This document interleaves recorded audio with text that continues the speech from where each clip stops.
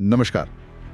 आज हम गहराई से बात करने वाले हैं इजराइल और ईरान के बीच के काफ़ी उलझे हुए संघर्ष पर। हमारे पास जो जानकारी है वो बताती है कि ये टकराव कैसा है, क्यों है और हाल में क्या हुआ है।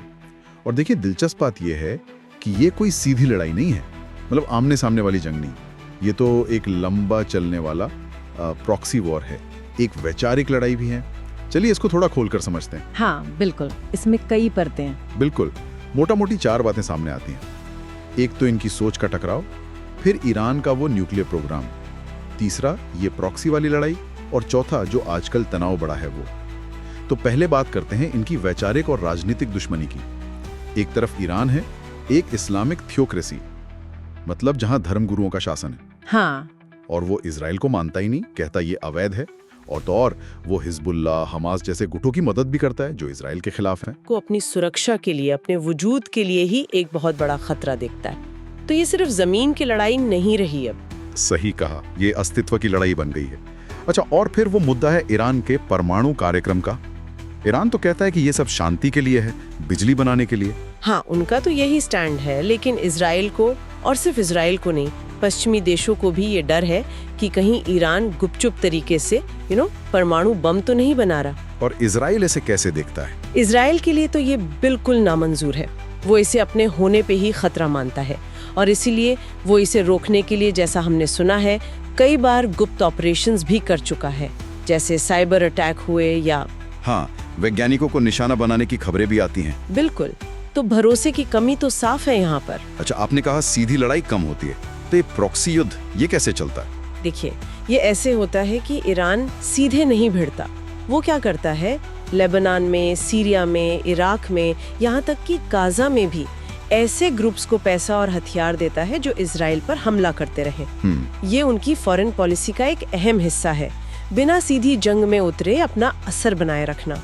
और इजराइल का जवाब वो क्या करता है? इजराइल भी फिर चुप नहीं बैठता।